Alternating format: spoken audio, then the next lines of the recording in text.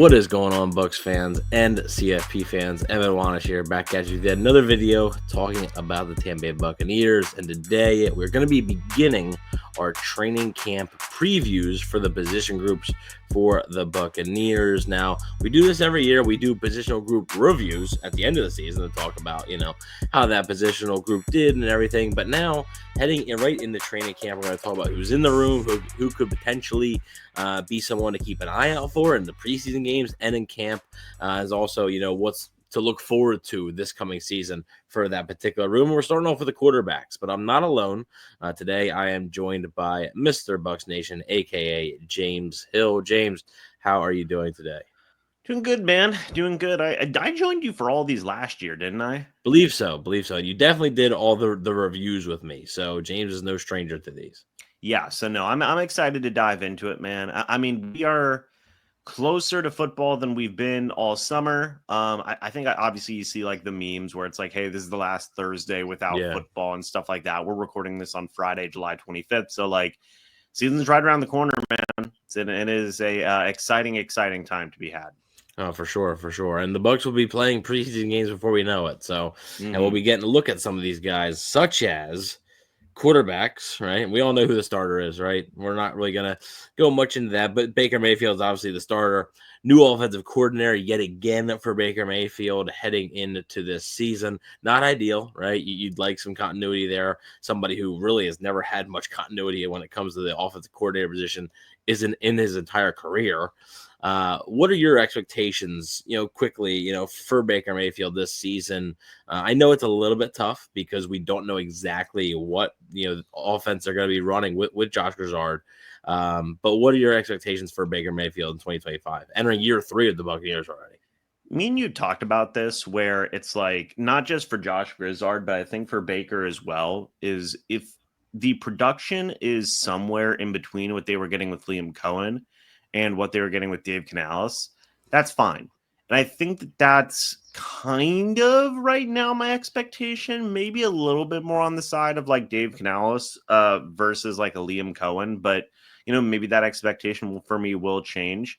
Look, Baker is pretty darn good in my opinion. I mean, he's been getting a lot of national love as well lately. So my expectations are, I don't necessarily think he will put up as good of a season as he did last year, to be frank. That last season may very well just end up going down as the best season of his career. In terms of stats, Evan. Yeah. I mean, insane numbers last year, right? So I don't necessarily think he's going to post up similar numbers to that, but my hope is that he's somewhere in between what we had with Dave Canales and what we had with Liam Cohen.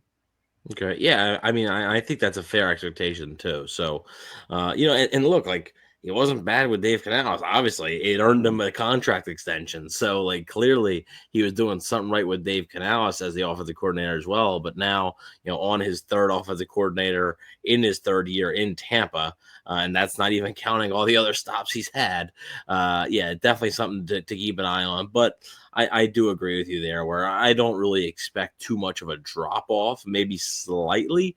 And that's just because of how good he was last year. I mean, if you limit the turnovers a little bit last year, he might be the best quarterback in the NFL.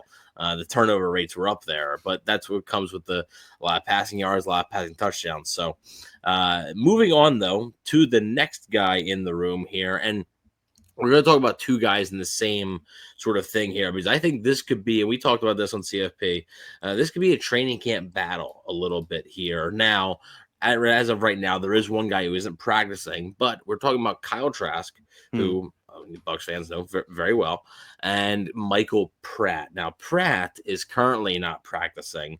The Buccaneers placed him on the non-football injury, it's unable to perform basically right now. Yeah, physically unable to perform list. Yeah. Mm-hmm. So they added him there, and we'll see. Hopefully he can come back shortly. We haven't really heard any update or anything right now, but that could be a training camp battle for the backup QB spot. And because I know obviously the Bucs like Kyle Trask, they let him go to free agency, then they re-signed him. They didn't have to re-sign him, so they clearly like something about Kyle Trask there.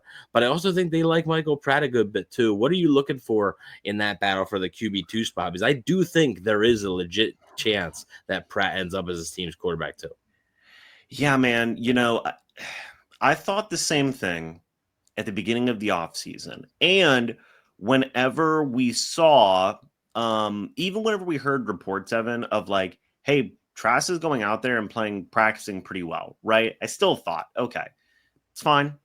I still think there may be a very legitimate battle there between Pratt and Trask. But now with Pratt on the PUP list, I don't know, man. I don't know. I mean, I really think at this point, and this may have already been the assumption of everybody, but it's obviously Trask's job to lose, right?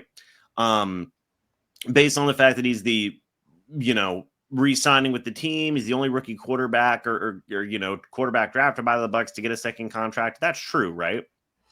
I Bleav so. There might be some other guys, some instances. I can't remember off the top of my head, but one of the first ones in a long time. I know that. Yeah, so I mean, like that. The biggest factor for me though is the fact that Pratt is on the PUP list, which means that Trask is going to have a head start now. Trask is getting more reps now because obviously you're not going to give Baker a ton of reps, throughout with the twos and stuff like that. So, yeah, it could be a legitimate battle, but I will say that Pratt has a pretty sizable hill to climb up at this point. Would you agree with that? I think so. I think really, I mean, he's starting behind the 8 ball right away. I think it'll be big for him if he's able to come back before the preseason games and play in those preseason games. I think that's going to be the big factor there. I do think the Bucs are open to it, right? I think they right now. I'm sure it would probably be Kyle Trask, but I think the Bucs are going to be open to, hey, whoever's the best man is going to get the job, basically. So we'll see what happens there, but the Buccaneers do actually have one more quarterback in their room. And I wanted to sort of throw this to you, take the majority, because you actually did an interview with this guy over on your YouTube channel there. That is undrafted free agent rookie out of Bowling Green, Connor Basak. So what can you tell me about Connor Basak? And I mean, I think Bucs fans are going to be seeing a good bit of him in these preseason games because I don't expect Mayfield to play very much. Interesting quarterback. He had a really, really great connection with Harold Fannin Jr., a guy me and you loved in the pre-draft process. I talked with him about a lot of different things, throwing to Emeka Egbuka and Tez Johnson in the early rookie mini camp practices and whatnot. And like you said, with Pratt being on the PUP list, this is another huge, huge opportunity for a guy like Connor Basak because now he's pretty much getting all of Pratt's snaps in training camp practices. And like you said, if it gets to a scenario where Pratt is missing preseason games, that means Connor Basak is going to be getting them snaps, right?